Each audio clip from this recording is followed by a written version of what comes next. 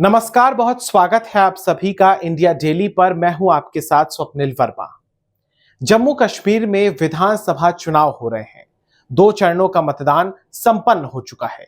पहले फेज की अगर मैं बात करूं तो वहां पर 61% से ज्यादा मतदान हुआ था, और अगर बात दूसरे चरण की जाए तो वहां पर भी 57% से ज्यादा मतदान हुआ था।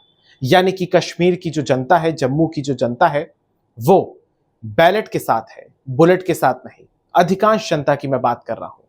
लेकिन इस बीच अब आखिरी रण की बारी है, यानी कि 1 अक्टूबर को तीसरे और अंतिम फेज के तहत मतदान होगा, और इस बार मतदान सबसे ज्यादा सीटों पर होगा। मैं आपको संक्षेप में बता देता हूं कि जो पहले चरण में मतदान हुआ था वो 24 सीटों पर हुआ था। उसके बाद जो पिछला मतदान हुआ 25 सितंबर को, वो हुआ था 26 सीटों पर। और अब 1 अक्टूबर को जो मतदान होगा, यानी कि मंगलवार को जो वोटिंग होगी, वो होगी 40 सीटों पर, और कुल मिलाकर 90 सीटें हैं जम्मू कश्मीर की विधानसभा पर जहां पर चुनाव हो रहा है। इसमें जम्मू संभाग की कुल 43 सीटें हैं, और जो बची हुई सीटें हैं 47 सीटें जो हैं वो कश्मीर संभाग की हैं। बात अगर करूं मैं तीसरे फेज की, तो यहां पर जम्मू संभाग में कुल मिलाकर 24 सीटें आती हैं। यानी इस बार जम्मू का पलड़ा भारी है। जम्मू की ज्यादा सीटों पर मतदान होगा अंतिम फेज में, जहां पर सीधे तौर पर मुकाबला जो है वो कांग्रेस और बीजेपी के बीच है। सीधे तौर पर अगर आप कहें तो वहीं अगर कश्मीर की बात करूं तो कश्मीर में कुल 16 सीटों पर मतदान होगा इस बार अंतिम चरण के तहत, और यहां पर मुकाबला कई जगह पर त्रिकोणीय है और उससे ज्यादा भी है। जहां एक तरफ नेशनल कॉन्फ्रेंस है, उसके सामने पीडीपी है, तो वहीं इंजीनियर राशिद की भी पार्टी एआईपी, इसके अलावा जमात इस्लामी जो है उनके भी उम्मीदवार हैं, गठबंधन है, निर्दलीय उम्मीदवार भी हैं।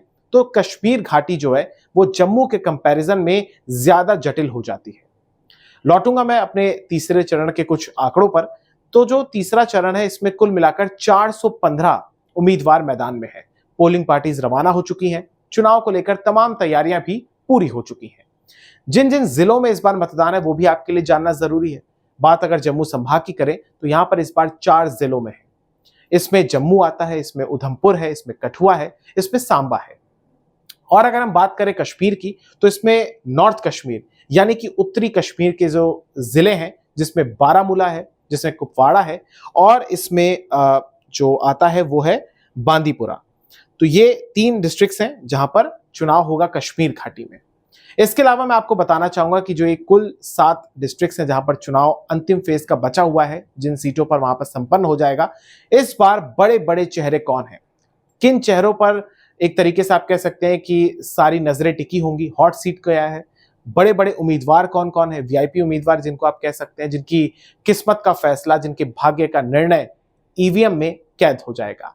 तो संक्षेप में मैं आपको बता देता हूं, इस बार चुनावी मैदान में पूर्व उप मुख्यमंत्री ताराचंद हैं, मुजफ्फर बेग ये निर्दलीय चुनाव लड़ रहे हैं। इसके अलावा पूर्व मंत्री सुरजीत सिंह सलाथिया, राजीव जसरोटिया, श्यामलाल शर्मा, रमन भल्ला, पवन गुप्ता, डॉक्टर देवेंद्र मन्याल, चंद्र प्रकाश गंगा, हर्षदेव सिंह, चौधरी लाल सिंह, अजय सडोत्रा, योगेश साहनी, मूलाराम, मनोहर लाल, यशपाल कुंडल, सज्जाद गनी लोन, ये तमाम बड़े बड़े लोग हैं जिनका एक तरीके से आप कह सकते हैं कि जो किस्मत का फैसला है वो ईवीएम में कैद हो जाएगा 1 तारीख को।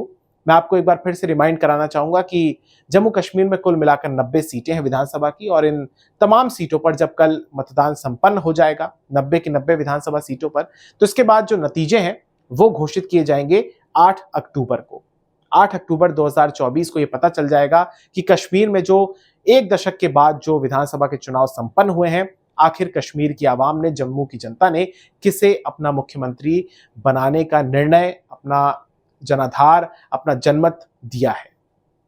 इस बीच संक्षेप में मैं आपको एक और चीज बता देता हूं कि जो दूसरा फेज था और जो तीसरे फेज के बीच जो धुआंधार प्रचार हुआ, उसमें बड़ी बड़ी बातें क्या रही। एक तरफ जहां पीएम मोदी की जम्मू में रैली हुई, अमित शाह के ताबड़तोड़ रैलियां हुई, राजनाथ सिंह की भी रैली हुई।